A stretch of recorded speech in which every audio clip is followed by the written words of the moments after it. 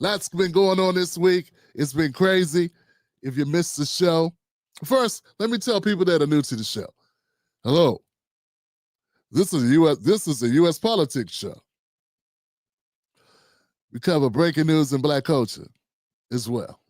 All right. So that's what we do here. And if you're new to this show, tip your waiters, your waitresses. Oh, by the way, we do not have valet parking. Your cars are gone. So if you were dumb enough to give somebody your car keys, you're going to need to call an Uber. We also didn't pick up phones. That was my drunk uncle running your pockets by stealing your phones. You couldn't tell when everybody had the same pouch that he was stealing phones? Come on, man. I can't save you from yourselves. I mean, I want to help you, but you got to want to help yourself. Check it in, take it in, take it in, take it in. This ain't the Dave Chappelle show. What's going on with you people? Yo, so what's been happening, man? What have I been missing? Well, my job is to tell you what you've been missing while you've been away from your mobile device, which is never. But just for the sake of giggles, maybe you had other things to do besides look at the news. Okay, so I looked at it for you. Yeah. I won't do that again. Won't be doing that anytime soon. Look, guys, I got the heebie-jeebies, man. Heebie-jeebies, man. No one's safe. For a guy like Shannon Sharp, can't date white women in peace. The rest of y'all brothers is cooked. Man, what's going on, party people? What is going on, man? What is happening? Buck Billy in the house, Kentucky. I tell you, bro. Yeah, man. Man, Kentucky. Yeah, man. Did it stop raining, Buck? Buck looked like he was living in swampland the way the rain was going down over there, man. Jesus Christ, man. You need an ark, not a house. Buck said this is not the first time. I'm like, what? That's the thing about people that live in inclement areas. I'm always wondering, like, what are you thinking is going to happen? You know, people live in Florida, like they know, it's going to happen.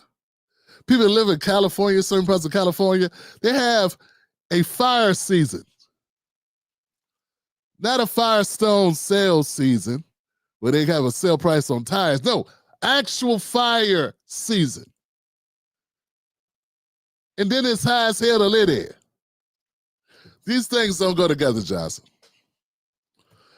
So it is what it is, man. But be that as it may, Welcome to the Tim Black Show. We're doing it live. I got my people in the building. Who's here? Who clicked on the link and came through? Jennifer Merle. What up, Jennifer? That mess is crazy. What's up, D. Harrison, Uli, in our test? What's cracking? You all good over there, our test? Yeah, man. You know what I'm saying? It is something else. Lyle, Lacey, Kat Negrita, LJ in the building, Nidra in the building, Papo Naya. Papo Naya is in the building. What's up, man? How you doing, fam? The one and only Bruce Newsom came through. What's up, Bruce? What's up, my friend? Yo, my people are coming through, man. Who's this? Flower. All right, I'll take it. What's up, Flower? How you doing, fam? Good to have you here. Abdullah bin Bobby up in his joint. That's the name for you. Abdullah bin Bobby, man. That's what I'm talking about. What's going on, Flower? What's happening, man? Honestly telling. I tell you, man, I got the crew in the building, man. The Tim Black Wolfpack. Look, man, the Tim Black Wolfpack. I'm gonna give it up to my members, man. Yeah, let me let the members know just how much you appreciate it around this dump. Now, thank you for supporting this show. Thank you for being a member. I hope that you get something out of it beyond just the video content. You know that you're a part of a community that values you, and we do our best, to project that, because, man, you guys are something else. So thank you for being a part of the Tim Black Wolfpack in the Tim Black VIP section. You know what I'm saying? Thank you. And we got a lot more coming, guys. I'm working tirelessly. I'm tired, too. We're working to put it all together to make something special. Man, I'm telling you, man, a lot happening. This show is brought to you by the Tim Black mug, okay? It's my mug. It's the Legacy mug, Tim Black Legacy mug. Politics for the people is what the small lettering says. And, of course, that's the Tim Black Show. It's $20 to your door. $20. That's it. Dishwasher, microwave, hater safe. Okay? It is what it is, man. You know, today I got an inspiration today. Yeah, man, I was inspired today. I was disrespected, but inspired at the same time. Anybody ever had that happen? You know what I'm saying? That ever happen to you when you get disrespected and you are motivated at the same time? Let me explain. There's this entity on X that puts out video clips, right? Puts out video clips, and many people in independent media use those video clips. And I notice this person has never, ever used a video clip of mine, to put out to the masses. Now, I don't know if this person's black, but I'm black. And I've been putting out a lot of content. And of course, I'm Tim Black, married to Mrs. Black, with the black kids, black house, black street, black family. Well, it seems like it does no good with this particular entity, because for 5 years, never ever put out anything ever that included Tim Black in it to his or her audience. And I thought that was kind of strange. So I asked, I said, before I asked, this has been in my, on my mind last couple of years. I just never spoke on it, because who am I to question what you choose to put out into the world? You know what I'm saying? But if you're going to follow me and I'm going to follow you, seems like it only makes sense. It just didn't make sense. And every once in a while, I notice that this person's putting out content of people that, frankly, are dog shit. Now, when I say that, I mean like they're just regular Democrats. Like spewing talking points. Roland Martin. They put out Roland Martin, Dr. Jason Johnson. People that you have to put a gun to their heads for them to do anything other than vote blue anywho. And this person then also puts out like green or, different people, whatever. Not going to get too specific. You'll know who I'm talking about. So against my better judgment, I wrote a DM to him and I said, hey, so how much is it to be featured, in your thing to get promoted? How much is it going to cost for me to get the promotion that you're giving others? And they responded, they said, well, hey, now ain't no payola here, my brother. Ain't no payola. I was like, for real? So you mean to tell me you put out Roland Martin and all these Democrat hacks because you wanted to? Now, look, I understand if you do it because you got to stay indoors and they're paying you.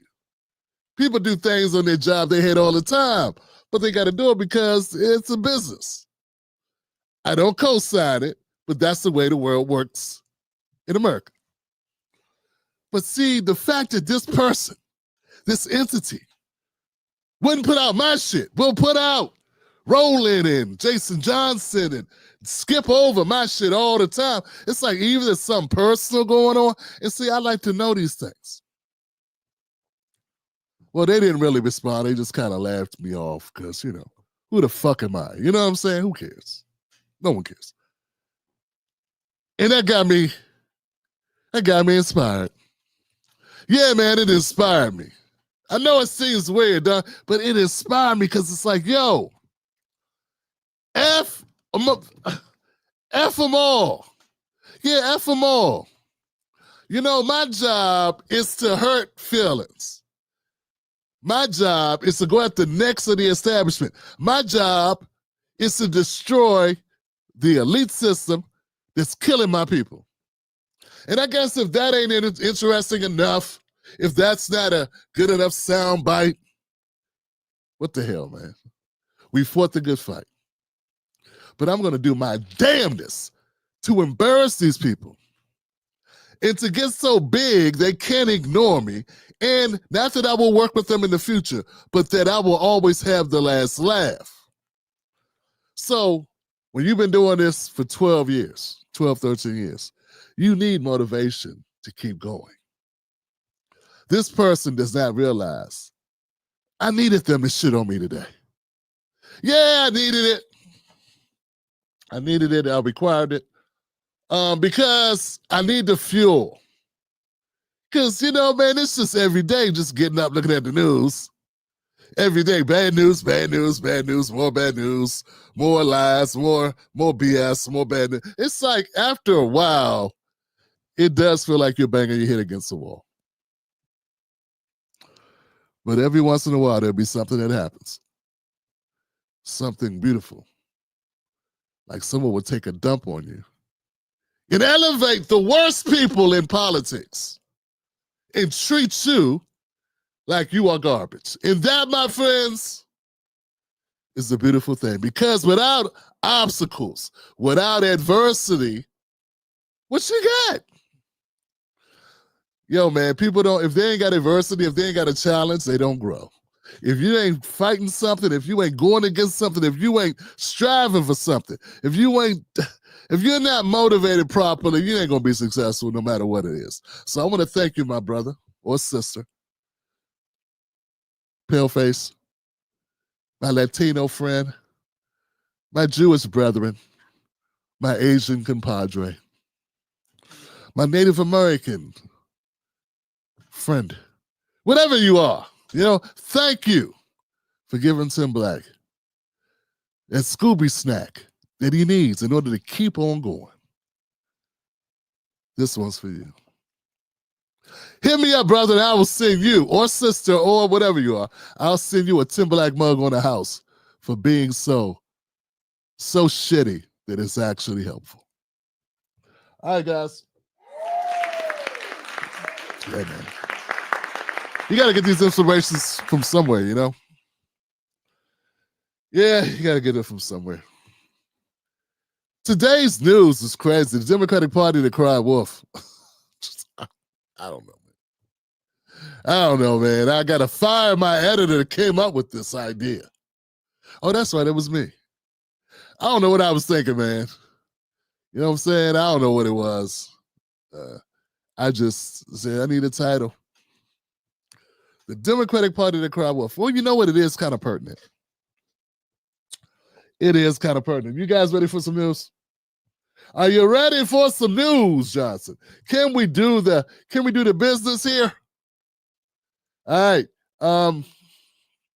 We're in the building. If you are on X, if you're on Facebook, do us a favor. Hit the share button. Yeah, hit the share button. Share it with somebody on your platform. Let them know that you are watching the Tim Black Show. Oh, come on, Johnson. Come on, Johnson. Come on in, share the show. Stop playing. You know that brother's he's got talent. He's doing his business. He's making it rain. Everybody want to be in independent media, but nobody want to be in independent media. You know what I'm saying? We found ourselves at a strange point here. We do. We found ourselves at a strange point, ladies and gentlemen. Let's jump off into some content real quick and see if we can get past it. Here it is. Not that one. Donald Trump is a billionaire, and he pardoned the Camp Auschwitz guy. He had Nick Fuentes and Kanye West over for Thanksgiving dinner. He's not exactly Nazi-averse. He's also the father-in-law and grandfather of Jewish children. Come on, Trump has done more for Jewish people. I'm Sicilian who grew up with Jewish people around me. He is fantastic. He's got a long record of it. You know what? Camp Auschwitz guy. He had Nick Fuentes and Kanye West over for Thanksgiving dinner. Okay, so they're responding to this whole thing with, Larry David went out to Bill Maher. They went out to Bill Maher because Bill Maher went to see Trump. He talked to Trump. Oh, no, he talked to the president of the United States. Oh, no. Oh, no. It's all over. So now, Larry David, and he had to write an op-ed that, compared Trump to Hitler and said he was sitting down and having dinner with Hitler. And then I think Bill Maher responded by saying how disrespectful this was to Jewish people, to survivors of the Holocaust and all the victims, that you would compare Trump to Adolf Hitler. It's crazy. So anyway, that's where we are. That's the segment. Let's go. He's not exactly Nazi averse. He's also the father-in-law and grandfather of Jewish children. Come on, Trump has done more for Jewish people. I'm Sicilian who grew up with Jewish people around me. He's fantastic. He's got a long record of it. You know what? Actions speak louder than words. He may have said some stupid stuff in the past. What he's been doing, cracking down on Harvard with their anti-Semitic policies. That is a lie. It's not you know it's not about anti-Semitism. Look at how Harvard has treated Alan Dershowitz, who was there for 50 years. Alan Dershowitz has punched his own ticket, my friend. If Donald Trump wants to root out anti-Semitism, he can go over to the Nazi chat room that Twitter has turned into. The fact is, Hitler did a lot of awful things that Nazi. Now, what did he say? He said something about Twitter turned into Nazis. Yeah, it's a lot of racism on it. I gotta admit that. There are a lot of accounts. See, this is what people don't understand about free speech. Free speech is a beautiful thing, but they forget how racist America is. So they forget. I mean, I don't know what it is about Elon Musk and X, but it's like he wants me to see content that has white people calling black people animals and scum and wild beasts. Like, he wants me to see it. I never reply to it, but he puts it in front of me. Yeah, like it's part of his business model. Now, don't get me wrong, guys. I'm not a big supporter of Fugel's gang. Back when I was just a progressive, I was still palatable, acceptable in the realms of the blues. Even though I wasn't voting for them, I was still a critic that they had to give some level of support to or respect to. We did talk of it. At one point, I was supposed to come on his XM show. That didn't happen because I guess he found out I was too radical. So I'm not a big fan of him. I hate when people ghost you and then they act phony and act like they're really, I'm really a fighter for to normal Democrats, Fugel's gang is cutting edge, But to people that are radical, that really say the real truth with their chests and don't mince words and go after more than just Trump, well, then he ain't shit. You know what I'm saying? Let me just be honest. And out of respect for cowards, he's not alone in that. But here's the deal. I will admit, as a black man, I see a whole lot of stuff. I mean, if I went around on Twitter just telling on people, I'd be telling all day. I would never be able to research my videos, because everywhere I look, it's somebody saying something vile and disgusting about entire group of black Americans. So, yeah, I get that. But so I get his point about that, but that don't mean Trump is Hitler. Like, yeah, X lets the ignorance run wild. amazing Lucas. It lets the ignorance run wild, you know what I'm saying? But that don't mean that Trump is Hitler, though. So, like, here we go. That's what I got a problem with, the gaslighting. We're unrelated to the Shoah, and it is not unfair or inappropriate to compare the policies of this government to the policies of the right. Okay, if they measure up. No, it's not. Hitler banned abortion. Hitler persecuted LGBTQ. Hitler hated it. I agree with Dan and Boccia.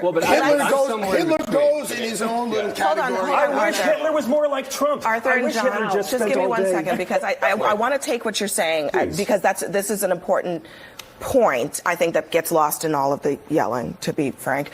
I'm sorry for yelling. There was a lot of Hitler talk by Democrats in the campaign. Trump is going to be, Trump is going to do, Trump is going to, right? But I think what they're saying now, Democrats, is a little bit different. Listen to Larry Tribe saying not what Trump has promised to do, but what Trump is doing or has done has historical parallels. Nice little university you have there. Be a shame if something happened to it. That's what Hitler basically said, although it sounds different in the original German, when he said it to the university at Frankfurt and then took them over. That's what Orban has done in Hungary. That's what Erdogan has done in Turkey. It's a standard technique. The comparisons to Hitler are a loser for the left. I mean, I agree, but I'm not saying they're not fair. Well, again, you may think that. Now, the reason why they're a loser is that sane people don't agree with it. It's nuts. Look, man, cutting your funding based on some weird criteria is not the same thing as taking your school from you or sending people to the ovens, okay? These people, this is what I can't stand about the Democratic Party. They get to gaslight and lie and exaggerate and make up shit and then cloak themselves like they're the good guys. Now, man, you're doing the same thing that people on the right do when they over, like, blame the blacks. You know, literally blame the blacks for everything that ever happened in the country. Like the people that are dumb enough to say to me, if Carmelo Anthony gets off, you know, like that's like going to end the world or something. When, you know, up historically, white guys been getting away with killing black people the entire time in this damn country. 1% of cops get prosecuted, and these dummies listen to Charlie Kirk and Candace Owens and all these morons telling them that it's reverse racism. Now that white men don't have any power, black people have all the power. We're all powerful. We control the country now. You know, it's just dumb. So it's gaslighting on both sides of the fence. It's just total lies. You can criticize Trump without comparing him to a person that was responsible for the deaths of millions of people. Or you can just look over at Obama or Clinton and look at those presidents and do the same thing. But you won't. You won't. Because if we're looking at the loss of life, if we're looking at just that, just the loss of life part, you got to look at the people that dropped the most bombs. You got to look at those who dropped the most bombs on innocent folks or people that's minding their business, walking home, and now they got no neighborhood. You got to look at those people. And if you look at that as your ruler, you're measuring for who's more like Hitler, well, then you're going to come up, you're going to have a bipartisan group of Adolf lookalikes. And none of them are going to have orange skin. Okay? Phonies. They're all phonies, Johnson. And to just say that this reality is real, it makes sense. Just saying that makes a bunch of dumb Dems and fake progressives say you a Trumper now. When it's all factual, a laid out argument that makes sense. If you're going to compare him to Hitler, how about comparing him based on the number of people that he dropped bombs on and killed? Isn't that what Hitler is really famous for? And who would hold that title in America as far as presidents? See, then everybody gets quiet because then the talking points don't work. They're fair. The problem is policies. Yes, I get it, but Hitler had only just hard. threatened universities, I would have met my great-grandparents. Like, come on. It's very hard to draw that line to I say, agree. well, you know, I'm really just talking about some of the things that Hitler did. Authoritarianism has patterns. I got it, but there are other authoritarians to compare him to. Great, let's compare to Mussolini. You know, Why you just can't compare him to him and say his policies suck? Why you gotta gaslight, you jackass? Why you gotta gaslight and compare him to anybody? Why can't you just say, hey, his policies suck? And then talk about how bad the policies are? Why do you have to compare him to anybody in history? How about just doing that? You're only doing it for effect, and it's a lopsided bullshit comparison. And it's allowed to happen because they control the airwaves, they get to lie to everyone, and they get to scare old people in their beds at night, and to damage the brains of young people coming up. with a bunch of bogus nonsense and then complain when your approval rating is 25. Democratic approval rating is 25%. And then they wonder why it's only 25. Then they blame the same people they're gaslighting and lying to and manipulating mentally.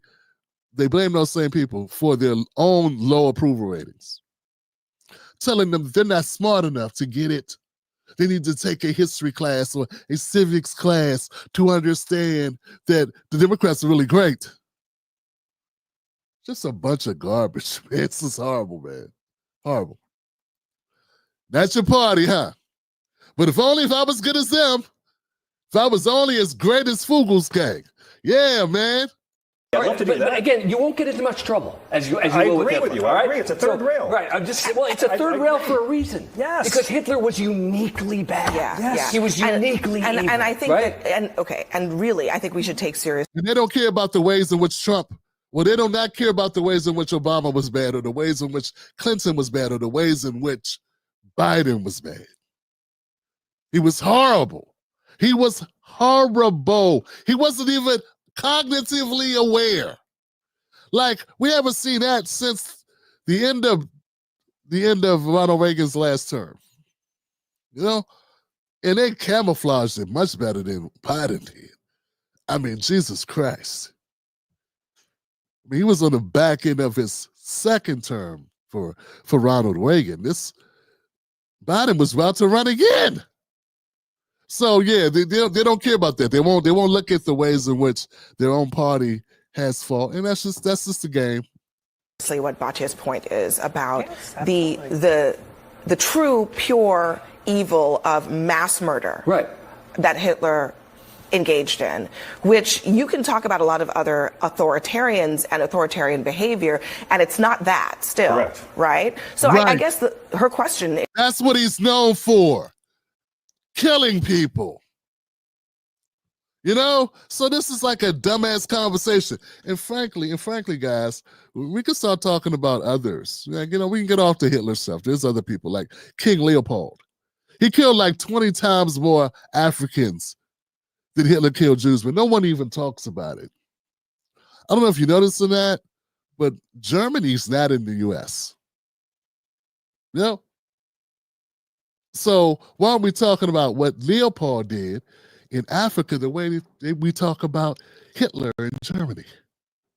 Roughly the same time frame. Why are we talking about it? Oh, I know why. Because it's brown people. It's black people and brown people. Well, black people. It's Africans. And no one gives a shit about Africans. You see? And now I got really quiet. It gets quiet. And see, that's why I have such a problem. Because I have a tendency to say things that are real and true, that are inconvenient for certain people who like to kiss ass of donkeys and elephants. is fair. Why not just compare him to other authoritarians? I agree. I do it all the time. I'm just saying, and there's nothing that this administration has done. And boot his ass off here with his punchable face. But boot him off. I'll take it back. I don't have to like this guy. Give it this guy. Get him out of here. And button up your tie, jackass. Now he's edgy. I'm edgy. Look at me. I didn't button my tie. I didn't button my shirt. Look at me. I'm edgy. I'm against the grain. And comes up here with the same old boring ass talking points that every other normie Democrat spews. And I bet you he'll be on that podcaster's grid of cutting edge news this week. I bet you he's probably been on there several times. It is what it is, man. You know, it's one thing when corporate media is horrible, and we expect it to be horrible. We expect CNN to suck. We expect MSNBC to be horrible, ABC to be pathetic, NPR.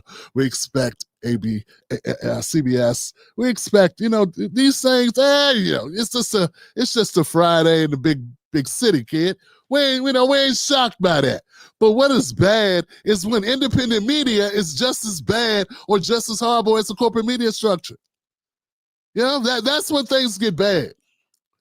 It's like your hot aunt is cooking puppies in her famous crock pot. You walk in on it like, "What's you doing, auntie?" She's smoking a Newport, cooking the puppies. That's how I feel about independent media selling out to the establishment. And instead of propping up and supporting those with the guts to risk it all and go against the grain, they continue the same old pathetic drudgery of supporting and propping up this nonsense. Fugel's gang is a hack. Hack.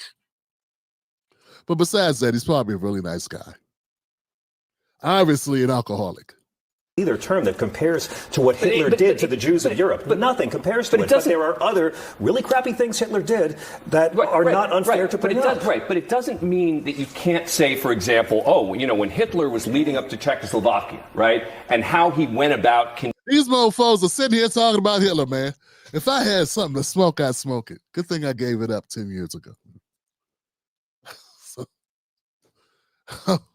I'm trying to tell you, man, because this is a conversation that's not for anybody with any, you know what I'm saying?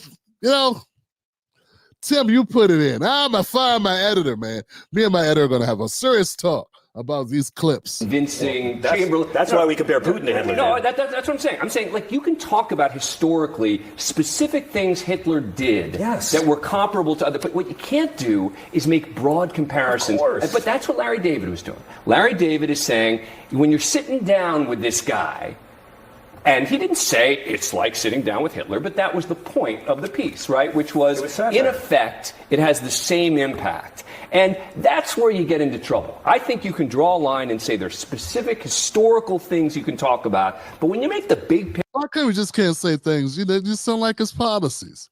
You think that they're not good for the country. How about just being a fair person that's arguing this without trying to scare the kids? This is bullshit. Picture comparison, that's when you get into some real trouble. Are they Shame on the New York Times for printing it. How about that? All right.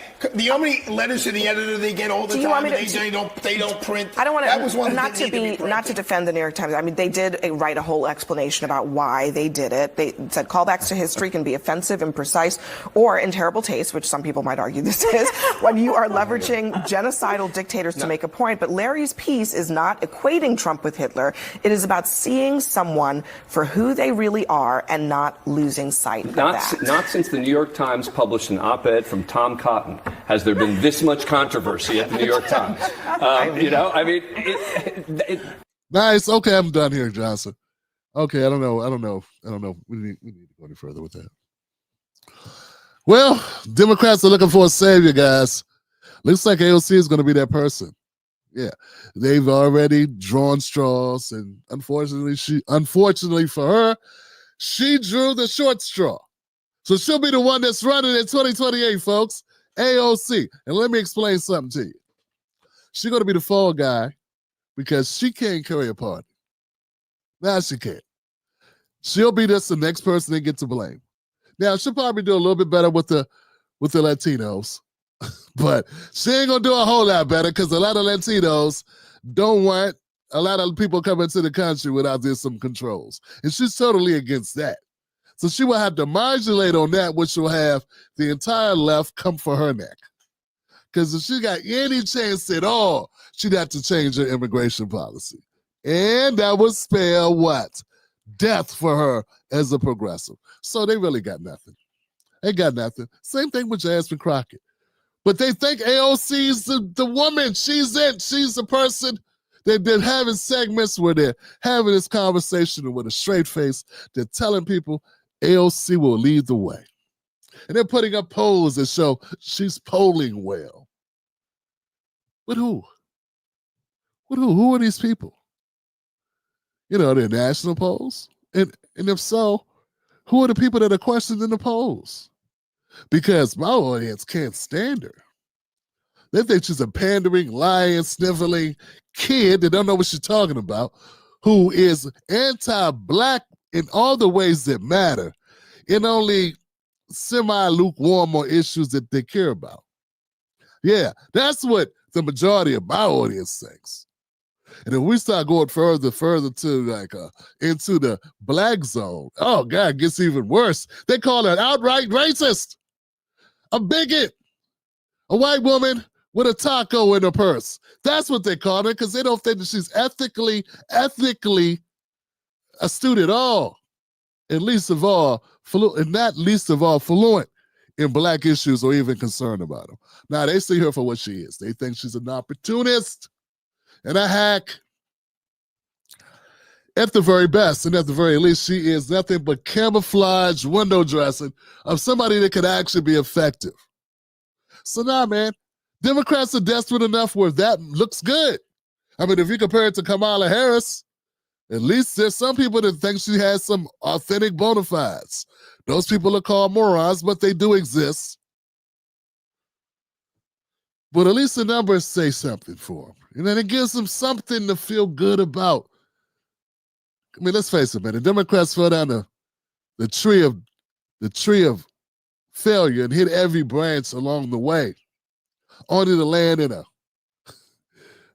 big pile of horse pucky called doomsday, called 4 years of Trump in hell. Smell it. Smells like Teen Spirit.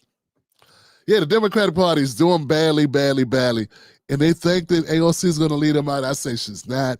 It is just a temporary thing. They're just throwing whatever they can throw against the wall, seeing if it'll stick. It won't stick. It won't last.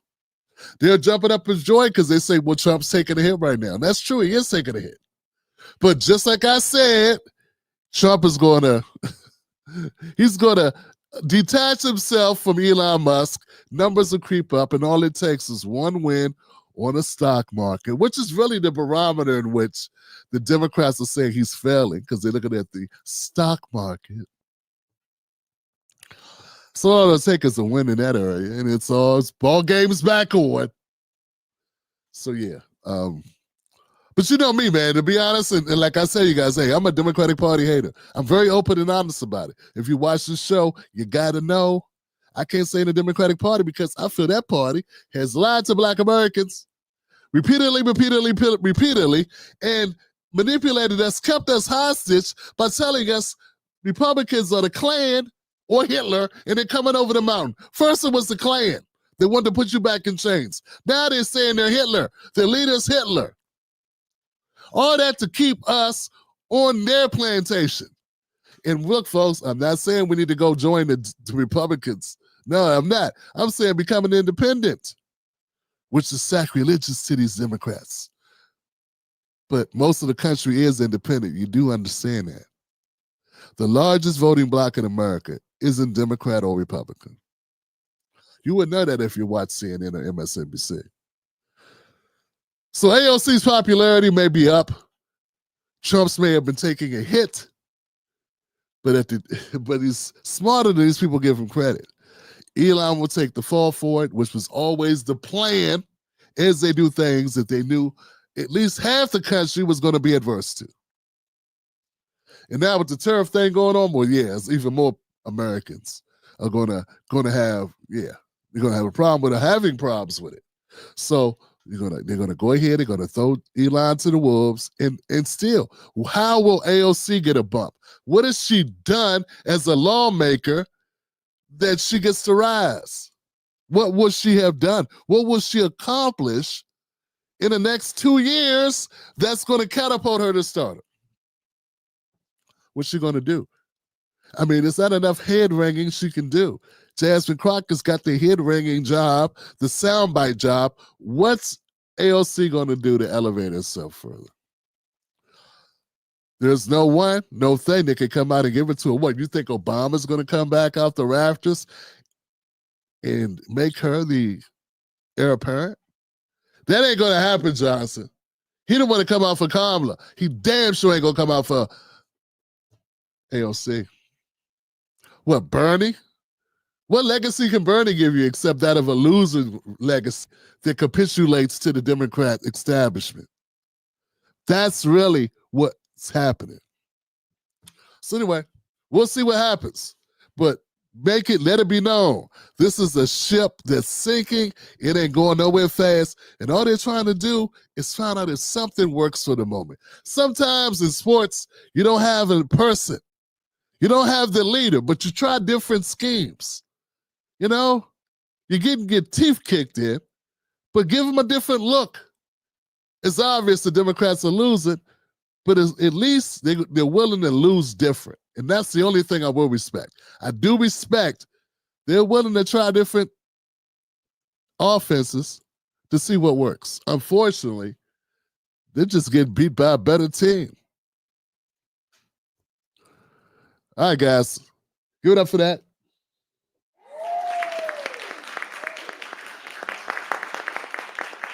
I got a couple more clips I want to go to. What you guys talking about? Let's look at the comment section. Who's talking over there? Who's talking? Kamala threw $2 billion through $2 billion last election. Yeah, she threw away $2 billion, always prosper. And they still can't figure out why she lost. It must be because she has ovaries. Well, I don't know if people checked. So does AOC. I thought they said Kamala lost because she's a woman. Like, I'm wondering if they realize that they got another one lined up, teed up. See, they don't even want to admit the facts, you know? And she had no true support because she hadn't done anything. Yep. Democrats don't even have primaries anymore. You know what, guy? I'm concerned. I don't know if they ever really did. You know what I mean? I guess the only way we could prove that they had primaries, I think they ceased having primaries since McGovern. Because that was the last time somebody won the primary that they didn't want to win the primary. That's how I know they rigged it. Because as horrible, as corrupt as the Democratic Party is, the fact that they keep getting who they want, which is basically a status quo candidate, only proves to me that they ain't been having real elections because the people didn't want them. Nah. I see more people showing up for Bernie rallies than ever showed up for Biden rallies. And I know that's not the only way you can judge these things. But I'm just saying, Jesus. Come on. Democrats been fixing their primaries. They fixed the last 3 primaries, Johnson. So I'm pretty sure they fixed others.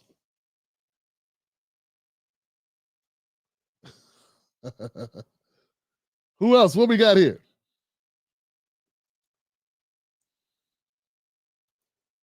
The KKK was the original Antifa. Let's see, man. The Democrats are so desperately nervous. Hell, they would even have Nas X AOC is running mate. What? You talking about the dude, that singer, right? Little Nas X? They'd run him as a running mate? Oh, shit. She sleeps white. She's just a Mexican mammy. Oh, God. My people don't play, man. My people do not play. That's what I'm talking about, man. Wow. Oh, okay. I know you're talking about. Yeah. I feel you. Bill Maher allows the potential POTUS candidate Ramaswamy get away with a huge swipe in black and be okay. Bill who? I'm sure he said something garbage. Yeah, man, but I don't know what I'm not a Bill Maher big fan or something, but I'll tell you this. What's her name? Who was that who dropped the elbow on Ramaswamy? Coulter. Ann Coulter. Yeah, God bless Ann Coulter. And like I tell people, man, it's okay. Like, here's the deal, man. These people, they're going to bounce back and forth. They're going to say something you want to hear, then they're going to say something totally different because they're all playing both sides. And they will teeter-totter back and forth, right, to stay in play because they don't really want to stand for anything.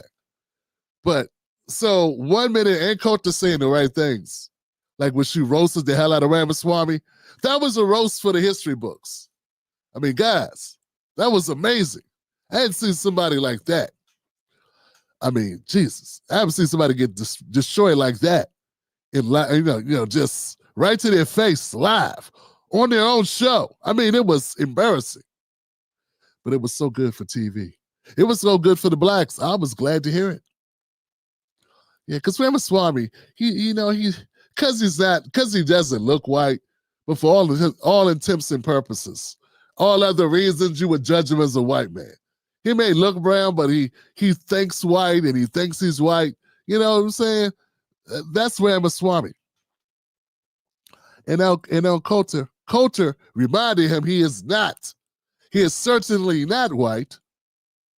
And there was nothing he could ever do about it, which was a beautiful thing. But my point is, with people like Ann Coulter or Bill Maher, any of these people, and it's not just white folks. I mean, even like Dr. Jason Johnson, anybody, right? They can say something that you agree with for a moment.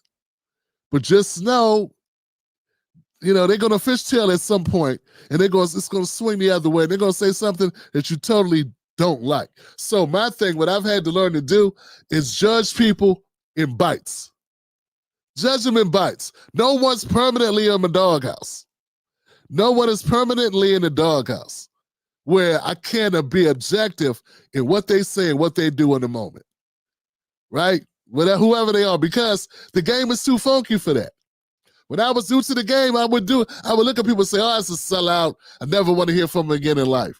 Then I learned that this game is too tricky. You can't judge people like that. That's how you would judge people in the real world. Media is not the real world. So Ann Coulter will say what's necessary, probably, only because she's on the Vivek Ramaswamy show. She might not even say that again if given the same opportunity. Get what I'm saying? But in that point in time, she needed a little boost. She wanted to take him down a peg for whatever reason, and she knew that would work. Catch her a month later, she might say something totally disagreeable. So you can't don't just throw up on your shoulders and carry her around the ring so quickly. Because next week, she'll say something that'll make you want to hide your face. And I've been there too. I've been there, man. And that goes to anybody in this game. So I had to learn, man, and it's been a hard road. It took me years, Johnson, not to put anybody above. Nah. They're good at what they're good at for the moment. But anybody can fall and anybody can rise depending on the news cycle. So there we go. Yep. No worries, Tim, old boy. I'm going to light one up for you right now. See, that's the type of support I'm talking about. That's the kind of love I'm talking about. Yeah. My brother.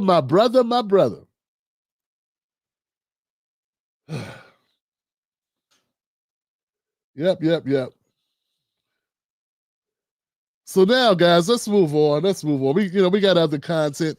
Let's jump out here and see what else we got. Let me get to the end of this. I hope this is over. Is it over? It's still talking. Oh, here we go. This is a good one. Oh, he's still talking. He's still comparing. He's still defending Larry David calling Trump Hitler. Okay, guys, next topic. Tim Black. Now, I done took a break from minding my own business, and my husband done came out here talking about Donald Trump done signed some executive order about disciplining in the schools. Let me tell y'all, teachers and principals, something. Do not let y'all president get your ass beat. We do not play about our grandkids, and our kids don't play about our grandkids.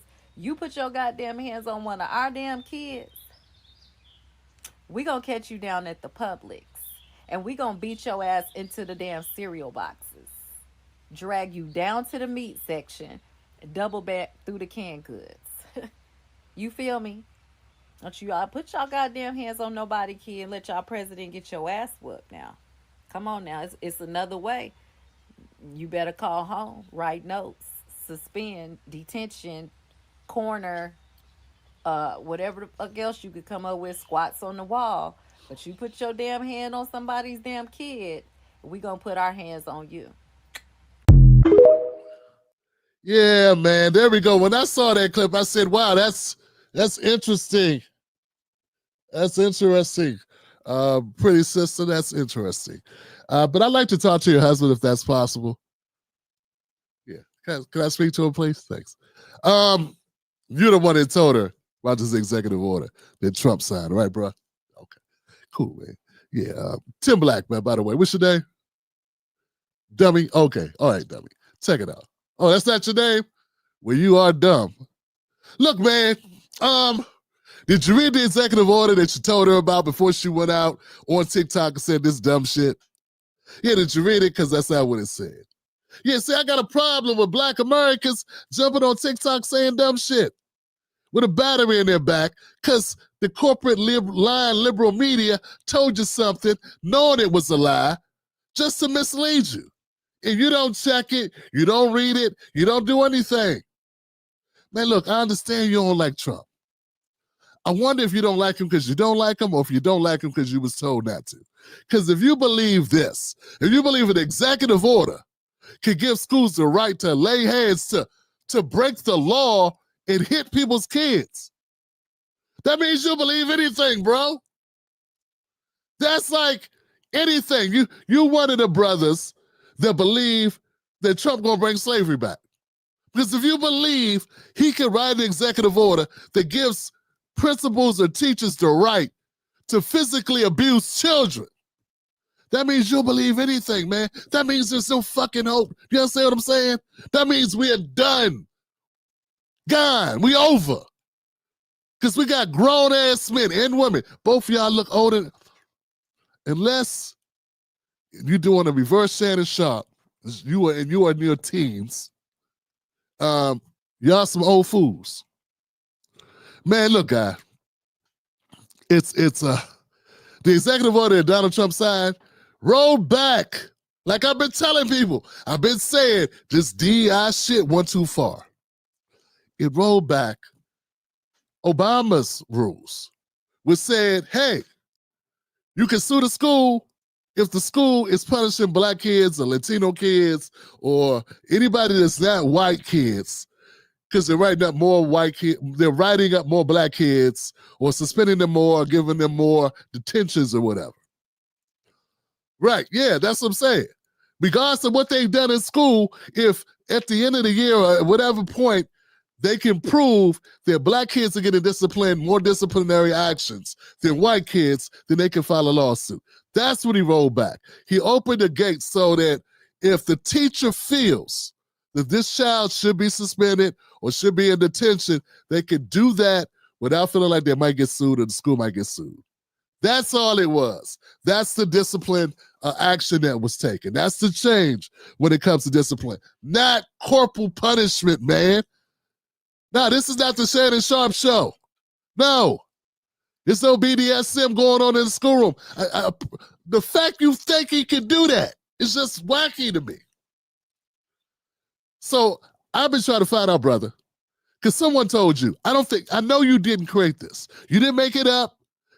This rumor, this lie was not generated by you. I've been trying to find out who started it. I've been trying to find out who was the culprit behind it because I'm tired of this type of nonsense. Instead of beating Trump on policy, instead of beating him on the economy, instead of hitting his ass on the tariffs, I mean, he's giving you things you can go after him on. You know, he's doing things that you can go after him legitimately on. Why do you gotta make up shit to scare people? And use Black people? For what? All right. What's been happening? They feel like there's been an upswing in classroom disorder, what's going on in schools because of what Obama did. They said since he did that, since he made schools very leery when it comes to disciplining being in-school suspension, expungements, detentions, all those things. Regular things, Johnson. Regular, not laying hands. Okay? But those types of regular stuff that we all went through, people got suspended, people got written up, some people got kicked out of school. Since Obama put this rule in place, Sometimes they keep bad kids in school. And see, this is why I don't have a problem with it. Because America's a very segregated school. Well, America's very segregated. So the badass kids that may be in a black school that are acting out are usually around other black students. Yeah, America's not very diverse. I know Chris Rock's show, Everybody Hates Chris, may give the impression that a lot of Americans, a lot of black kids go to school with, all white schools. That ain't usually the case. Okay. We're a very segregated country.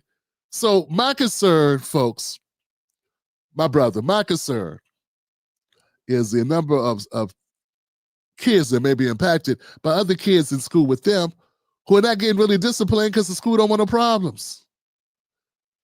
Okay? And that's a problem. We got to trust the school. And then if the school is mistreating your child, we should be able to pursue some type of remedy to that.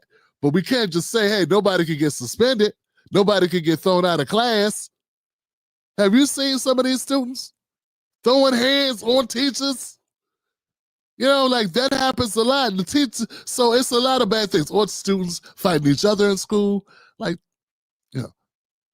So historically, we got to be concerned.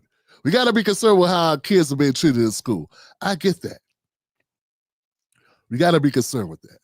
But we can't be so concerned with going one way that we go the other way too far. And now they can't even suspend a child or give a child a two-day in-school suspension or whatever for, because they're afraid they're going to get retaliated by the courts. And that's what it's about. Same thing about the government contracting. The same thing about government, because see, I keep seeing this, and I want to find out who is spreading the propaganda and lies. Because the last one was, Trump is going to bring back segregation. He signed an executive order bringing back segregation. When I look into it, it's about government contracting clauses that say they got to keep reporting how diverse the government contracting environment is and all this stuff. It's still illegal to segregate. It's still illegal to discriminate on the basis of race, sex, creed, religion, color. All that's still illegal. Trump can't executive order that away. He just said, we ain't going to build up this, we're not going to continue with the bureaucracy and red tape that gets in the way of business to make people fill out paperwork to check all these boxes. And then they also want to include LGBTQIA in the reporting, which is something that was slid in probably under Biden.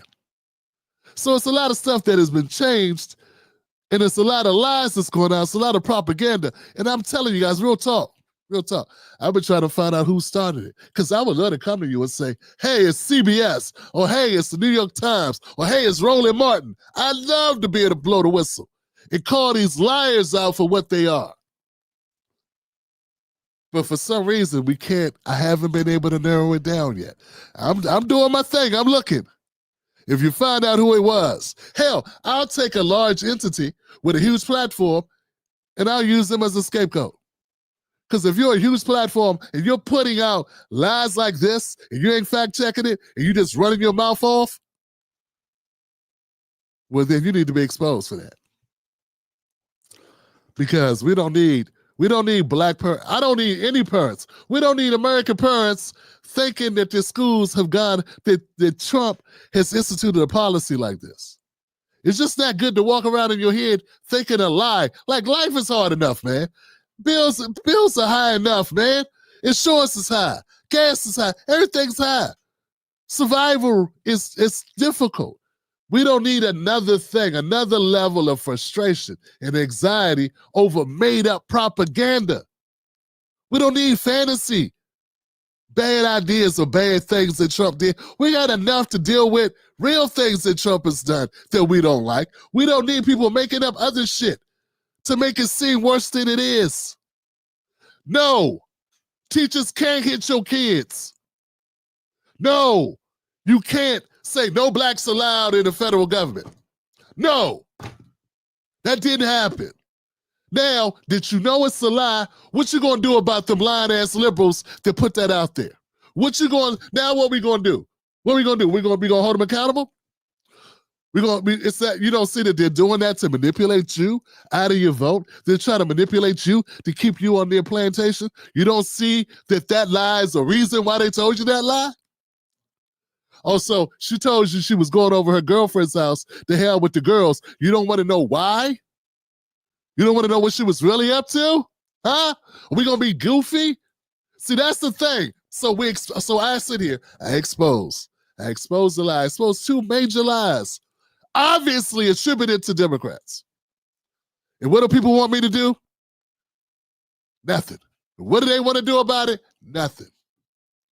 Instead of saying, hey, the Democrats are shit, and Tim, you're right, they'll say, but the Republicans did this other thing. Look over there. See the squirrel? The squirrel just ran. They'll start talking about other shit. If I was talking to Roland Martin right now, if he was here, and I brought up how those were lies, he'd start talking about something else. He'd start talking about Chuck Schumer, or he'd start talking about Mitch McConnell or Ted Cruz. He would switch the subject, because that's all they got. That's it. He started talking about J.D. Vance's autobiography or something. It'll go somewhere else because that's all they got. He'll bring up Trump in Charlottesville. He'll bring up another lie. I'm not telling you this to make you go be a Trumper. I don't know if you're noticing that. Trump ain't running in 2028 either. It's all a joke. It's all a gaslight. It's to make people look dumb. Okay? So, yeah, that's that happening even. That's three lies right there. That's three lies. Three lies orchestrated by Democrats. You're welcome. You're all welcome. Well, let's go back to see if I got anything else here.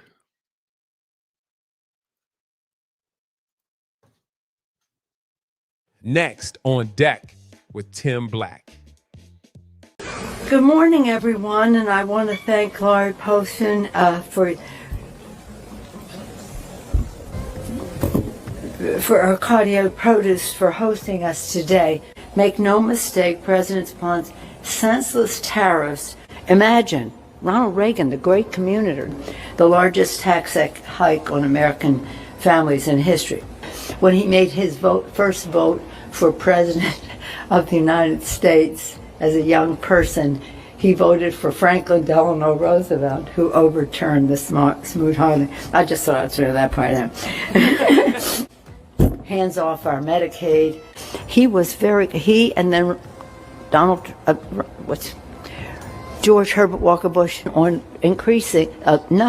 lowering the cost to stand united against his reckless economic policy. So again, really, even to come to talk about food. And food. He starts out, you'll Google it. I won't do the whole speech. You'll Google it, but then the flowers. Mama and Manny. First of all, many of our small business people are from immigrant communities. That's okay, I'll get it later.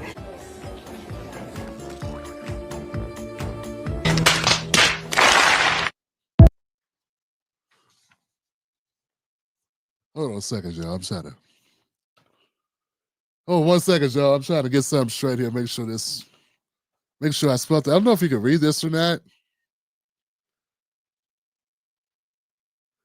It says term limits.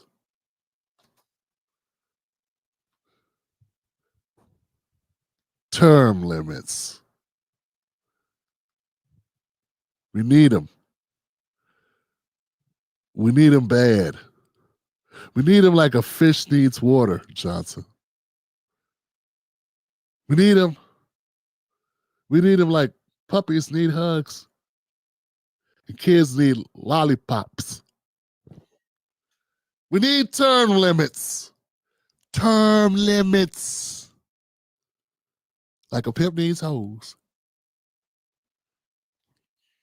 Like a wheel needs tires. Inner tubes. We need them.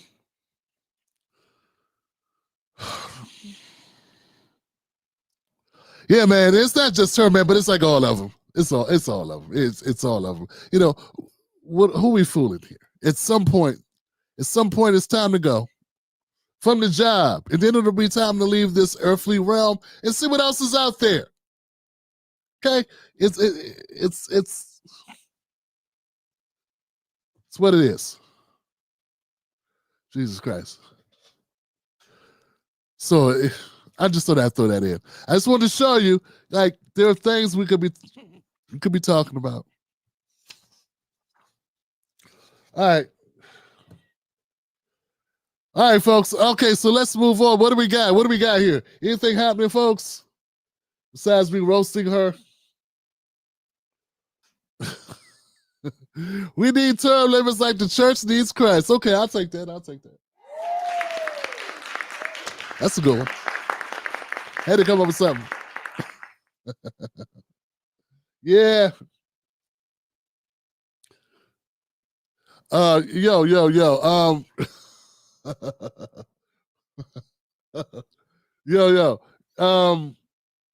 Yes, we do. See Penta's in the house. How you doing, see Penta? Yes, we need him. Give me them term limits. You know what, guys? I've been trying to figure this out, man. I want to jump to this. Can we get pumped up real quick? I gotta go to this, man, because something happened. And I'm not gonna say it's earth-shattering, but I didn't see this. Candace Owens is calling out Donald Trump.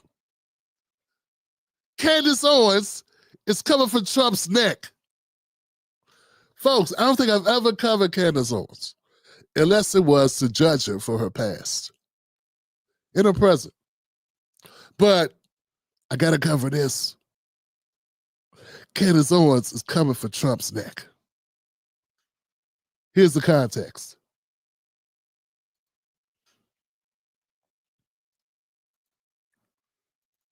I thought that I would see a day where I would be rooting for a university. Make sure we're here. Hold on, guys. Let me get on the screen real quick. There we go. I never thought that I would see a day where I would be rooting for a university above Donald J. Trump and his administration. But I don't recognize his administration right now. I don't recognize what's happening. I have a theory. I do. We were kicking around some theories earlier, me and the team, and we were going, how could Trump be such a free speech enthusiast and allowing these things to happen? Going after college universities, trying to suppress speech, while pretending that you're not suppressing speech, while pretending that you're fighting DEI. It's so messy. It's so obvious. Everyone knows what you're doing. People who are still trying to grift, I suppose, are not willing to challenge you on this, which is ridiculous, because when you are out of office, we are going to have to live with these consequences. Our children are going to have to grow up in this America. Okay. So when you threaten our speech, it's not worth it so that we can have pom-poms and go hurrah for a couple of years, then go, okay, well, yeah, now it kind of stinks because, we're getting arrested for wrongthink. We got David Friedman. Yeah, arrest him. Arrest Tucker Carlson and Candace Owens. Get them. I love it. And if you think it's going to stop with college campuses, you're out of your mind. So you better buck up and root for Harvard University in this fight. Yeah, man, this made me take a sit up and notice what she's talking about here because, yeah, when you go against, I mean, I would say that Candace Owens is pretty much married to the right wing, right? Yeah, and I would suggest, I'm thinking that, being that her fan base is pretty much people that probably support Trump, that this took some guts for her to do this. She had to do some deciding, what's she gonna be on? What's she gonna stand on? What's she gonna believe? It's gonna be worth the hit she's probably gonna take. And she decided to do it anyway. So that on its own merit makes me say, gotta take a look at that. Gotta pay attention to it. I have not been reporting on Harvard. But it's not because I agree with him. I don't know what he's doing really. I just thought it was about protesters or something. And frankly, guys, I just didn't get into it. I didn't think my audience was that interested. But Candace Owens put out a challenge. She said, if you are doing content and you're not talking about this, then you're grifting. Now, my audience is not primarily Trump supporters. So, I got a few, but it's not a large, it's not a large Trump base. I don't spend a lot of time going at him, but I will admit he's wrong about some things. And some things he's right about. I tend to talk about the things he's right about, but I'm not defending Harvard thing. I don't even know a lot about it. So based on what she's saying, though, I'm going to take a look at it if the audience is interested because, hey, I don't want to be on the wrong side of history. And what he's trying to do is, if he's trying to shut down free speech for everybody, well, obviously I'm against that. I'm against that. Look, because at the end of the day, a revolutionary, a person that's radical, is willing to say the truth, is going to be the first casualty of this. Saying right now it's Harvard people mad about Palestinians. What's happening to Palestinians, right? Right now it's them. But, yeah, it's going to quickly be us. Yeah, it's going to be us folks that are willing to go after the Democratic Party because the Democrats are going to, they're going to do whatever they got to do to get back in power at some point. They're going to sell somebody. They're going to sell their babies. They're going to do something. They're going to do whatever's necessary at some point to get back in power. And when they do, and if this is already on the books, sort of like Obama when it came time for deportations, he became the deportation king. Because when he got at it, he got at it. He got after it, son. So all I'm saying is, if Trump sets the precedent and it's allowed to stick, at some point the Democrats going to come back. And they're going to carry that censor. They're going to take that censorship way farther than Trump ever imagined. Because they're going to have all the corporate media behind them. Right? They're going to have all the corporate media behind them, and it's going to be like they're going to be on steroids. And they're going to be able to push the envelope, and they're going to be nothing to stop them. Because half of independent media ain't independent media. They get paid by the same people that corporate media is getting paid by. They're going to go right along with it, which is sort of how I started tonight's show. Them co-signing the BS. So I got to say this. I got to say, this is an interesting segment. This is an interesting segue.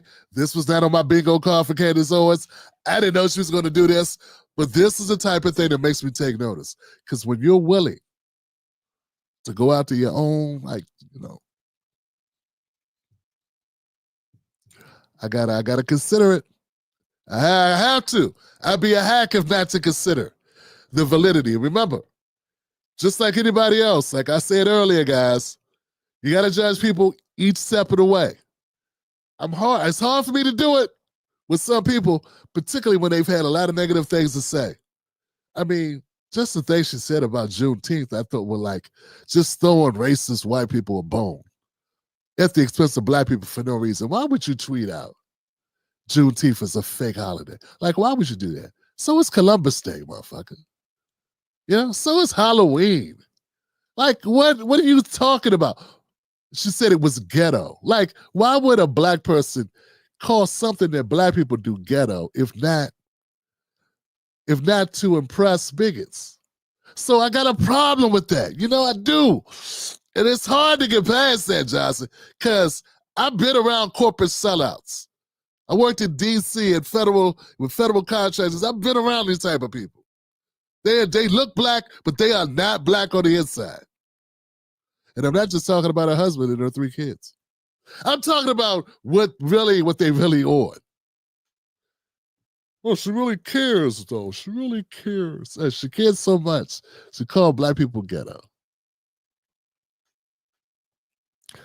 It starts sentences like the problem with black people is, whatever black people start sentences with, the problem with black people is, but that doesn't mean she's wrong here. Doesn't mean she's wrong about Trump, or doesn't mean she's not right. Yeah, it doesn't mean she's not right about Trump. So, yeah. Let's take a look at the Harvard thing. Let's see what's going on. Is Trump pretending to care about DEI just to go after free speech? That's what she's saying. I can't say she's wrong. I got to look at it. What's up, y'all? You take a look at it? Is that cool? Do we take a look at it? How y'all feeling, folks? How we feeling, fam? Make any sense? Someone said she's an opportunist. Yeah. Yeah, I agree, Sherry. I agree. She is. Don't mean she's wrong. That's all I'm saying. Most people in media are opportunists. You know what I'm saying? Yeah, I agree with you. I do. But it's just, what opportunity does she have? Like, what is she pursuing that would make it make sense to give up the bag to go after Trump? Because Trump people are very unforgiving. They're going to be very unforgiving about this. You know. So it's a reason. You know? Yep. But yeah, I feel you though, fam.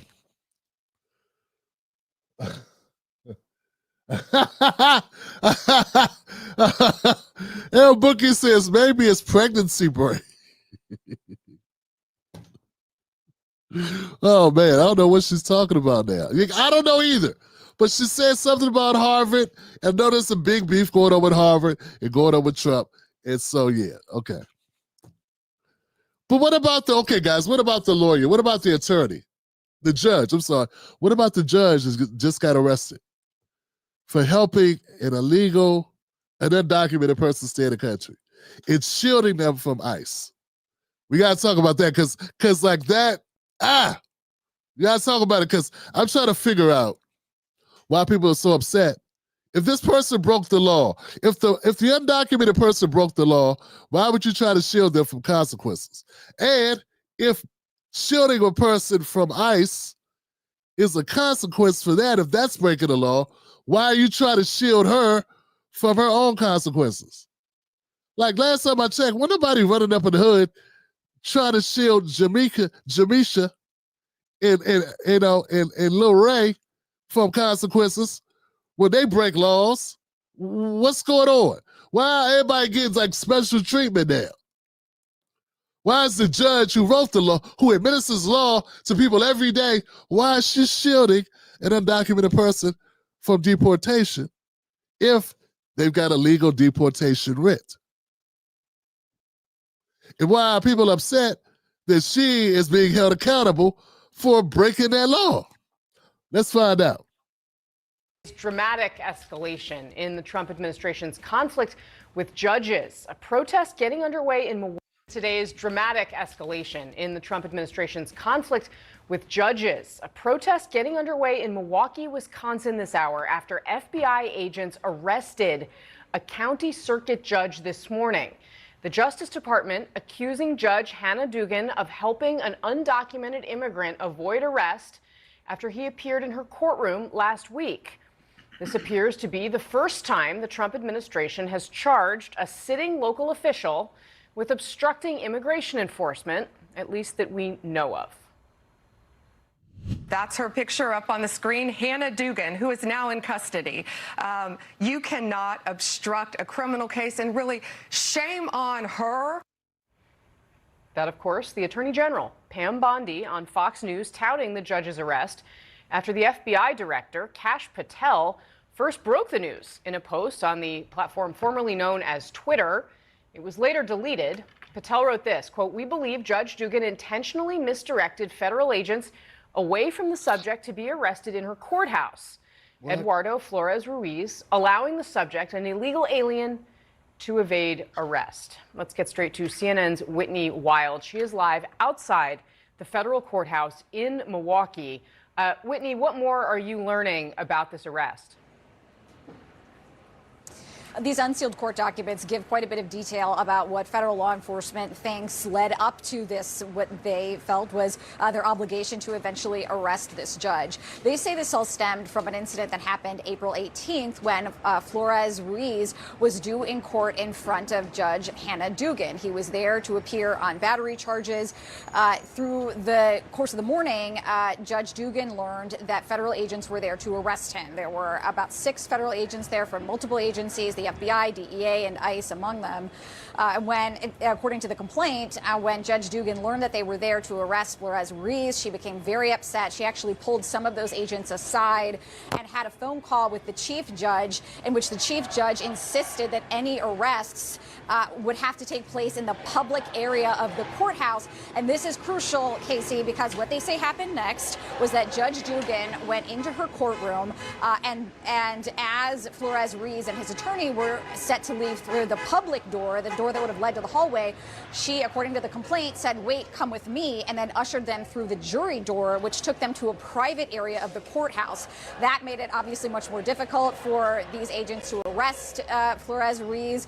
They were able eventually through the course of the morning to arrest him, but what the FBI makes clear in that complaint is that they believe that was an obstruction of justice, and so they've moved forward with this arrest. And while, as you point out, it is a major escalation, it is not altogether surprising given that they have said from the outset that they are prepared to bring the full force of the law against anyone. That includes elected state and local officials if they perceive them as blocking their duty to, as they say, enforce these immigration laws across the country, Casey.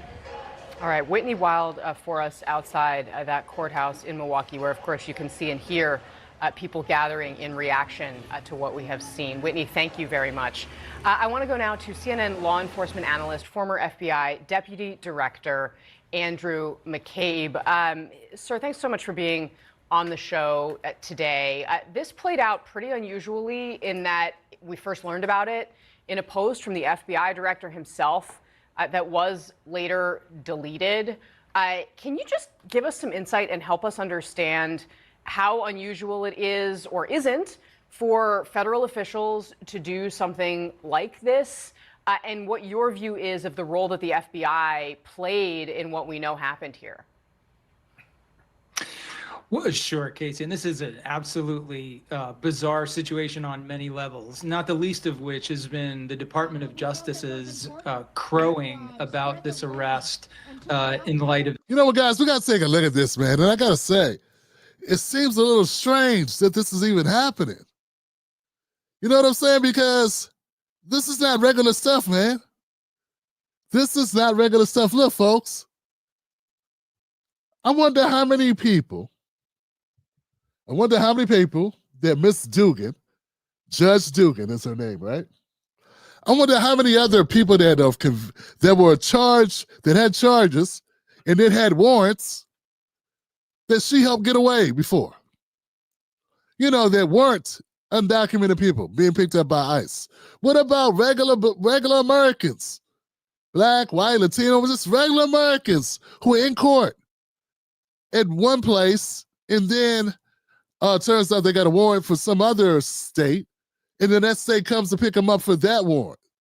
I wonder how many else people she's let out, that she is escorted out of a secret door or a door that would make it harder for them to capture that person. And what's up with these people treating certain Americans one way and not treating the other Americans that way? Don't get me wrong, man. I think we got enough people in our prison justice system. Yeah, we got enough people in that criminal justice system. Don't get it twisted. You know what I'm saying? Like that's one thing America's really good at. We ain't good at a whole lot of things. We ain't number one in a lot. But we're number one when it comes to locking up our own citizens. Not so number one when it comes to knocking up people that aren't our citizens, that aren't American citizens. And that's kind of the point I'm getting to on this. There'll be people that defend this judge. You saw them. They were out here protesting that she has consequences for breaking the law. And this is why this is so crazy to me, folks. The Democratic Party and Democratic judges went after Donald Trump, and they were like, so what? So what? He's a president. He broke the law. We got to hold everybody accountable. But you don't think judges should be held accountable when they break the law? I mean, actually, this is sort of like Trump did something with some paperwork, right? He paid off Stormy Daniels, and they said, they tried to act like that was the end of the world. This is what I'm getting at. What this judge did, we know she did it, did the rights. You don't even need a trial for this shit. She did it. She tried to protect somebody, try to prevent ICE from being able to pick up somebody who had an ICE warrant. She knew it. Everybody knows it. She walked him out the back. Here's the thing, guys. That to me is like an activist move. Yeah, that's like something you intend to do that you want to do that you know you probably won't get away with, but you're like, I'm going to do it anyway because I'm showing my defiance because I disagree with this practice. And I got nothing but support for that if that's how you feel. If you want to stand up for something and you're willing to pay the price, by all means, do it. This is why I got a problem, guys. Like that guy Al Green, Congressman Al Green, who got thrown out at the presidential State of the Union address. Got thrown out. He wanted to get thrown out. He held up the proceeding. He gets thrown out. He gets kicked out. He walks up to the reporter and says, I got thrown out. I'm doing an act of protest. And I'll take whatever repercussions from this. It's important. I need to stand up for my constituents. And I do it again. By the next day, he was like, oh, woe was me. They did that to me because I'm a black man. They threw me out. And they treated me like this and they treated me like that. And they would never do that to Marjorie Taylor Greene. And that's what I got a problem with. It's the hypocrisy. If you do something and you know it's going to be a repercussion, how can you then pretend like you're a victim? And that's what I feel like they're doing with this judge. The judge did something that she knew was illegal to do. She knew it. She did it, and now that there's a repercussion for it, now people want to protest. People want to say it's because the Justice Department is crazy. This is like Hitler and Nazi Germany. Nah. First of all, you set the precedent that you want to go out to government officials when you went after a president. Do you realize what they did? So the same people that are pointing out, Candace Owens will point out, they all point out how Trump going out to Harvard is setting a precedent that free speech ain't free speech. No one's talking about how the Democrats set a precedent of going after government officials for petty shit. That's what y'all did. You also set a precedent for going after presidents. And if you go after presidents, you go after judge, little circuit judge no one knows, who obviously knowingly broke the law. So what I'm saying, folks, nobody should be crying the river. Nobody should be protesting. But if you want to protest, fine. But what are you protesting? Someone getting a repercussion for something they knew that they were doing that was illegal. It's not like she's being waterboarded. She's not even still in jail. She went in and got charged. They fingerprinted her, which is a very humbling experience, I got to imagine, for a judge. And then she's back home. I saw her getting in a van going home in an SUV, a very nice one, going home. She's at home now, watching Netflix, probably catching the Hacks, which actually is pretty good. It's on Max. I didn't know it was that good. Really good. It's a very good story of a woman who's a comedian. And then she's got a comedy writer that writes her material. And she's like old school, but she's kind of like revitalizing her career. It's pretty good. I mean, it's got some really great writing and dialogue. And the characters are three-dimensional and very different. You know, makes you like them, but no one's like all good or all bad. Forget all that. Point is this. The Judge Dugan is sitting at home chilling, watching cable news, streaming her favorites.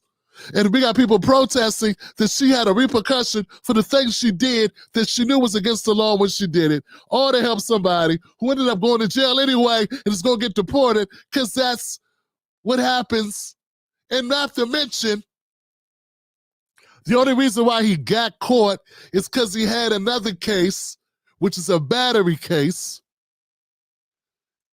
He got caught up because he's not only undocumented, but he committed another crime or was accused of committing another crime. And that's why he got caught up, by the way. So that's two things. Undocumented and it's a battery charge.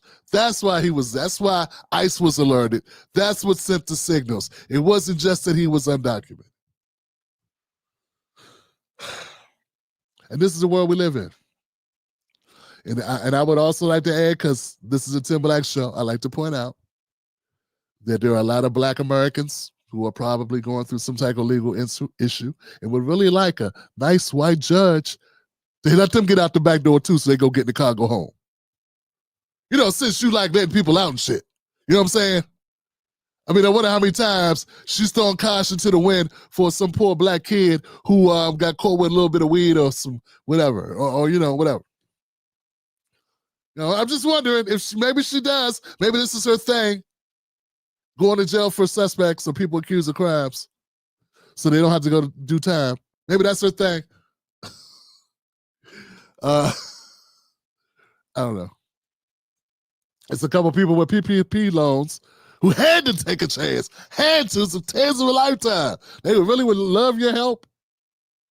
But you can escort them out the door at the back. It's not like they battered someone.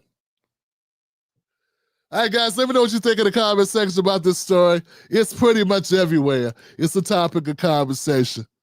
And all I'm saying is I'm tired of people pretending they want to be activists, but they don't want any repercussions for doing the activist work. Yeah. And coming from a group of people, my parents grew up in the 60s, okay?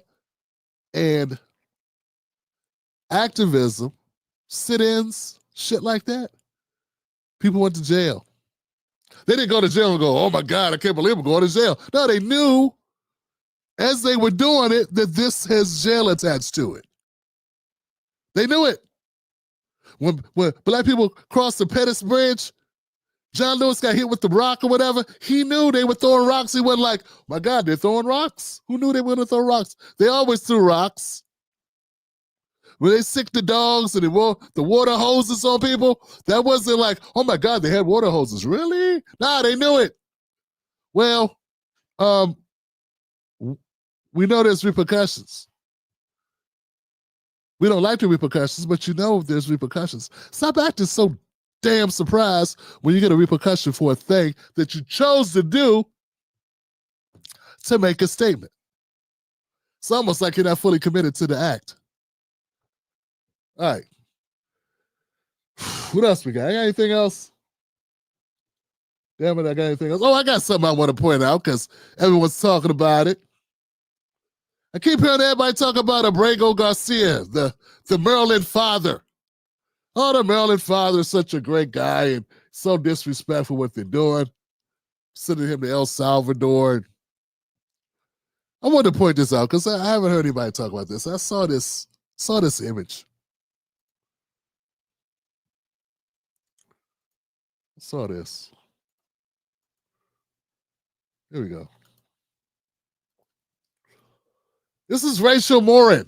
Okay, Rachel Morin. You know, when people talk about how lopsided corporate media is, this is a great example. Most people wouldn't see it because it's on Fox News, and they hate Fox News.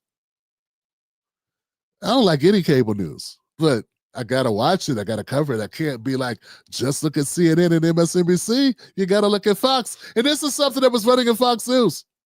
Jesse Waters, of all people. Maryland man wrongfully deported. His coverage, 143 minutes. That's right, folks. It's like a longer than Sinners. I don't even think the runtime for Sinners is longer than 143 minutes. Yeah, that's a lot of time. That's a whole movie. All about the Maryland man who got deported.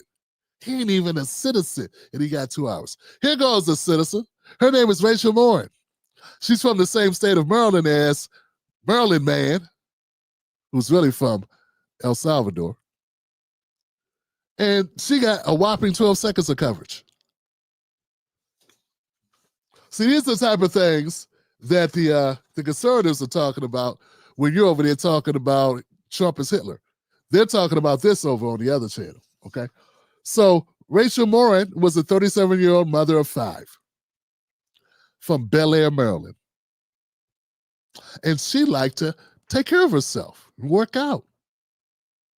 She enjoyed running and participating in 5K marathons. And she was training for one, and then she went missing one day, and she just did not come home. Yeah, August 5th, 2023, she went missing. Well, DNA, they found some body remains. They thought it was an animal. It turns out it was Rachel Morin. Yeah, DNA evidence and surveillance and digital evidence. Someone saw a suspect. They got 1,000 tips. Suspect, they got some camera footage. They did some searching, and they come up with a suspect, Martinez Hernandez. They revealed in the searches of the Bel Air, Maryland home, they found images of Morin, contradicting his claim of never being in Maryland. So they arrested Martinez Hernandez, which is his name. He's got two last names, Martinez Hernandez. And they arrested him June 14, 2024. He'd fled to Tulsa, Oklahoma. Yeah.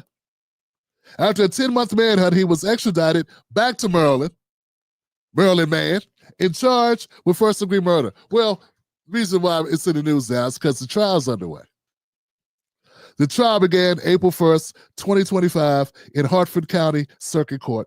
Prosecutor presented a robust case, including DNA evidence, witness testimonies, a jargon who saw a suspicious man on the trail, digital forensics showing Morin's heart rate spiking at 707, according to her watch, her Fitbit. And, yeah. So the whole thing is that, yeah, all the evidence points that this guy did it. And it's just, and Fox News just points out how all we've been hearing about the Maryland man, is this particular Maryland man is Abrego Garcia, who's such a great guy, who's a father, and poor him.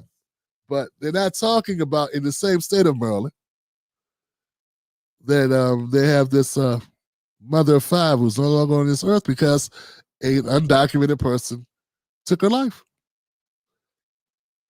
Now, some people will say that this is propaganda meant to demonize all documented people. And some would say covering Abrego Garcia to the extent that they've been covering him, leaving out the fact that he had a warrant for his deportation.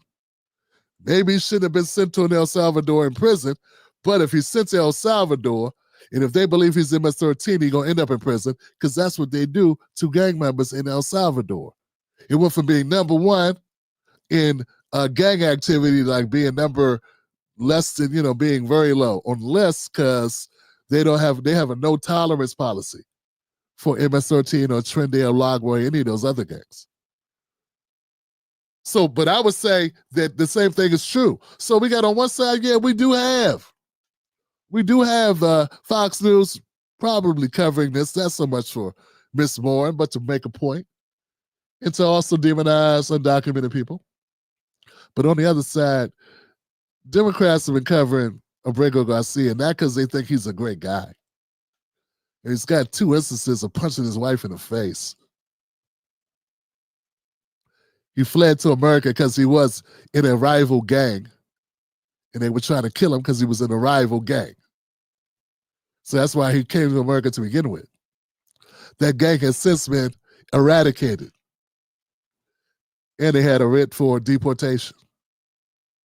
So that's why he was deported. So anyway, just pointing out, this is what's going on. So these are the type of stories I cover, this type of stuff I see, and I feel like, hey, I'm going to bring this to the public and let us decide. I will say my condolences to the family, the Morin family, Bel Air. I've been to Bel Air, nice place. It's not like the place. It's not like the Prince of Bel Air. It's not swanky like that. It's just a nice name. But yeah, pretty sad if you're the husband or the father or the mother of Rachel Morin, and your daughter can't get more than 12 seconds of time, and you get your senator running out to El Salvador to see about a guy, but couldn't be bothered to mention your daughter's being killed by a guy just like him who shouldn't even been in this country. And I'm just saying, it does seem hypocritical as hell. You know, kind of hypocritical as hell, just a little bit. Yeah, a little bit. Not the same person. So I'm not putting that on Abrego Garcia at all. I'm not putting that on him. He did not commit this crime.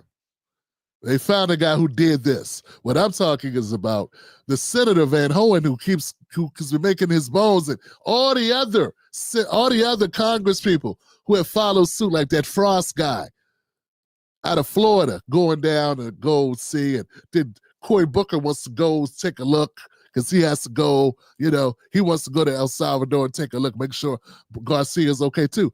All of them care so much about my state of Maryland, but they wouldn't go see Rachel's people.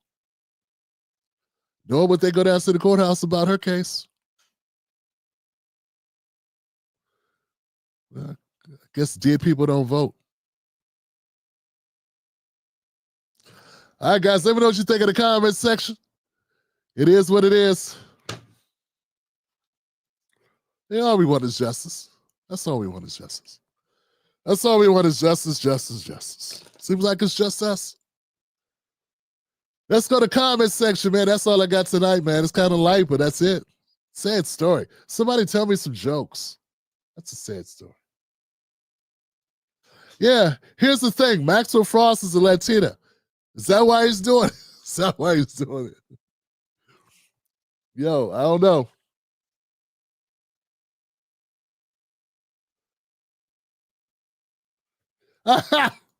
Oh, man. Corey need to get back to working out again. He tripping. And where is his woman? You talking about who was that he was with? I forget her name. Rosario Dawson. Yeah, they I don't know. I think Cory Booker is like Tim Scott, which is also like Lindsey Graham, which is similar a lot like Pete Buttigieg. I don't know, man. Not that it matters, Not that it matters, just pointing it out. Yeah. Yo. What y'all got, man? So what's going on? Stories you cover, stories you don't. Crucial. Yeah, the stories you cover and the stories you don't. Crucial. Very crucial. Tells the story, doesn't it? Here's the thing, though, man. It's hard finding stories. It's hard finding stories that are off the beaten path, but then it's got to be something that your audience wants to see or that they care about. You know what I'm saying?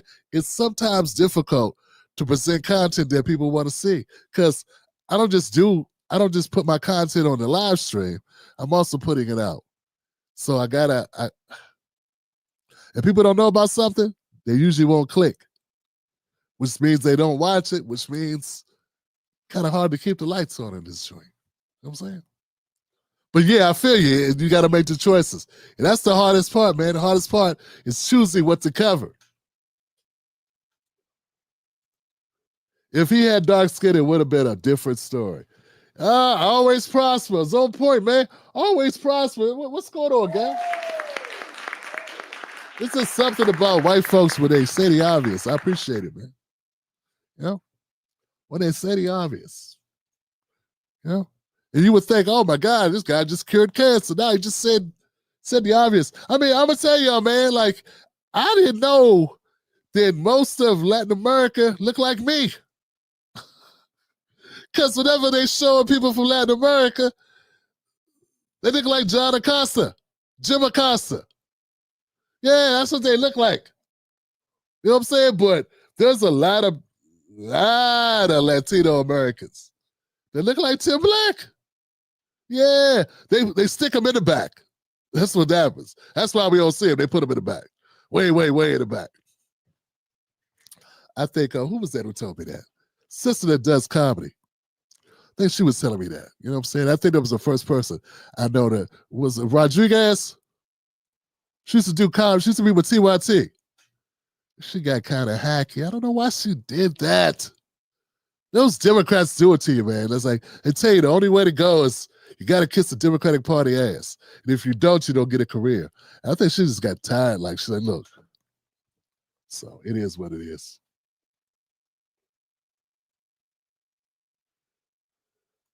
Yep, those who left the border doors open are still free. Yes, Nigel, they sure are. They are absolutely free, brother.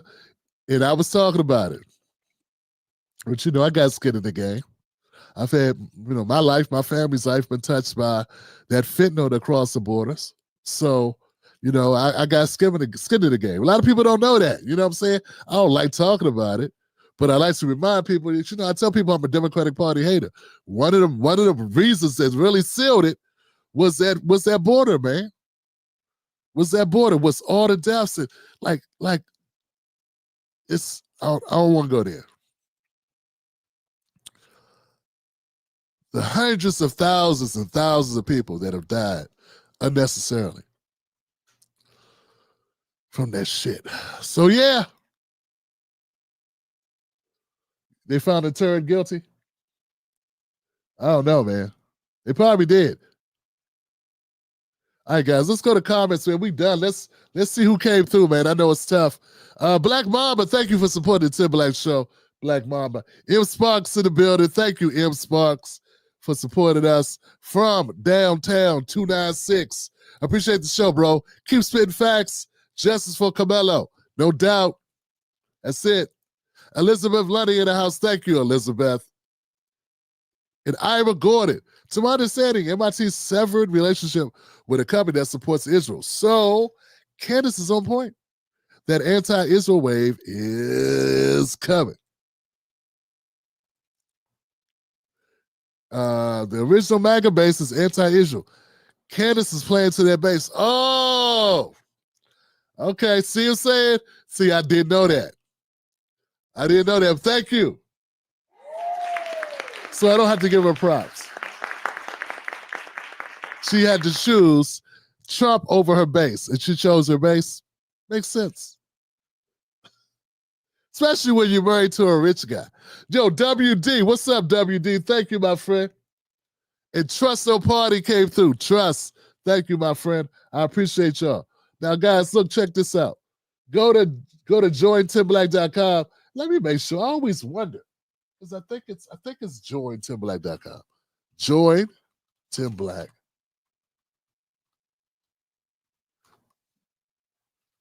That should take us to Patreon. It does. It took a second, but it gets you there. Okay, so if you go to jointimblack.com, become a member of the Tim Black Wolfpack by going there, $5 a month, start you off.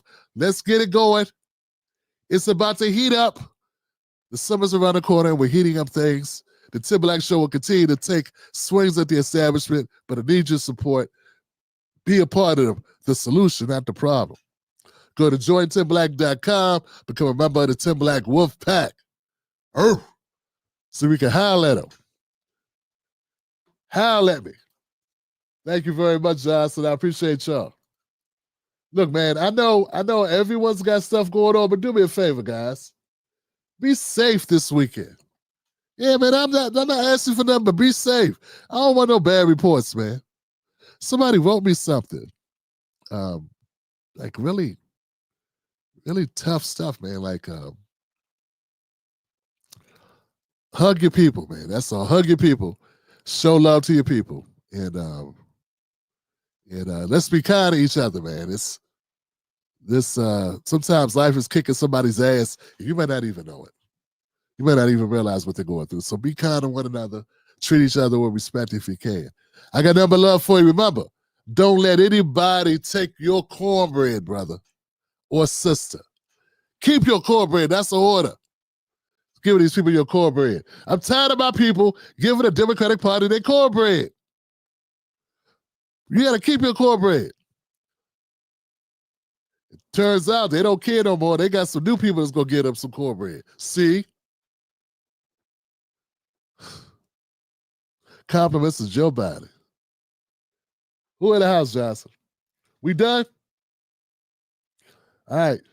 Well, I gotta go upstairs and see if anybody's up. It's almost 1 o'clock in this in the DC area in Maryland.